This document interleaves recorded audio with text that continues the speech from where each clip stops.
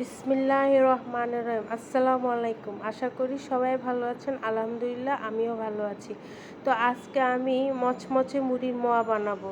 প্রথমে আমি একটা পাতিলা চুলার মধ্যে বসাবো, আর চুলার আগুনটা একদম কম থাকবে। তারপরে গুড়গুলো আমি গুঁড়া করে দিব। আজকে আমি খেজুরের গুড় দিয়ে এই মুড়ির মোয়াটা বানাবো। তো অল্প আগুনে আমি এই খেজুরের গুড়গুলো একটু জাল দিয়ে নিব। বেশি আগুন দেওয়া যাবে না, বেশি আগুন দিলে এই গুড়গুলো নিচ দিয়ে পুড়ে যেতে পারে, পরে মোয়াটা খেতে আর ভালো লাগবে না। এই জন্য কম আছে এই গুড়টা আমাকে জাল দিতে হবে। তো কিছুক্ষণ আমি এই গুড়টা জাল দিয়ে নিব, আর একটু বেশি করে নাড়াচাড়া করতে হবে, তা না হলে নিচ দিয়ে গুড়টা লেগে যেতে পারে। এই গুড়ে কখন আমি মুড়ি দিব সেই জন্য আমি একটা সহজ পদ্ধতি আপনাদেরকে দেখাই দিচ্ছি। এখানে আমি একটা বাটিতে একটু পানি নিলাম, সেই পানিতে আমি একটু গুড় দিয়ে দিলাম। তারপরে দেখেন এই গুড়টা দলা পাকলে ভাববো যে এখন মুড়ি দিতে পারবো। এই যে দেখেন দলা পেকে গেছে, তার মানে আমি এখন এই গুড়টার মধ্যে মুড়ি দিলে আমার মোয়াটা সুন্দর হবে। এখন আমি চুলাটা বন্ধ করে দিব। আর এখানে আমি আধা কেজি গুড় নিছি। এখন আধা কেজির জন্য আমি 3 কাপ মুড়ি দিব। আপনার 4 কাপও দেওয়া যায়। আপনারা একটু যদি মিষ্টি কম খান তাহলে এখানে 4 কাপ মুড়ি দিবেন। তারপরে আমি এই গুড়গুলো এই মুড়িটার সাথে ভালো করে মিক্সড করে নিব। এই মচমচে মুড়ির মোয়া আমরা সবাই খেতে পছন্দ করি।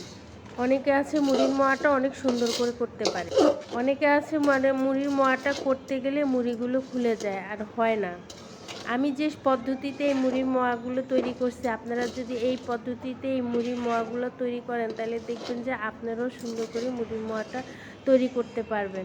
এখন আমি মুড়িগুলো গোল করার জন্য আমি হাতে একটু সরিষার তেল লাগাই নিব। তারপরে আমি মুড়ির মোয়াগুলো সুন্দর করে গোল করে নিব। আমি এখন এই সবগুলো মুড়িকে গোল গোল করে নিব, কারণ এই কাজটা করতে হবে তাড়াতাড়ি। আর এই মুড়িগুলো যদি ঠান্ডা হয়ে যায় তাহলে কিন্তু পরে আর গোল হবে না। এই জন্য তাড়াতাড়ি করে এই মুড়িগুলো গোল করে নিতে হবে। আমি আরেকটা কথা বলতে ভুলে গেছি, আমরা যখন মুড়ির মোয়া বানাবো তখন কিন্তু মুড়িগুলো অনেক মচমচে হতে হবে।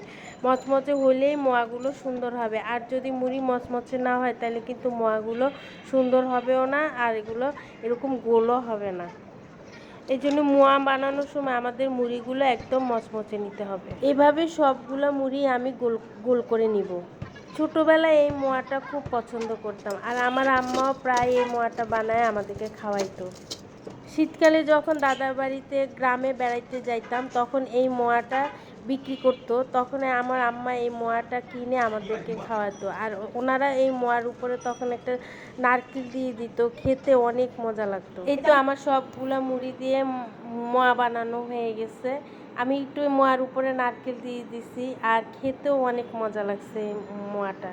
আপনারা যখন মুড়ি মোয়া বানাবেন তখন খাওয়ার সময় এরকম নারকেল দিয়ে খাবেন, দেখবেন আরও বেশি মজা লাগবে এই মুড়ির মোয়াগুলো খেতে। আর আমার কাছে মনে হয় এই মুড়ির মোয়াটা বড় ছোট সবাই অনেক পছন্দ করে। এই তো হয়ে গেল আমার মুড়ির মোয়া। আজকে পর্যন্তই। সবাই ভালো থাকবেন। আল্লাহ হাফেজ।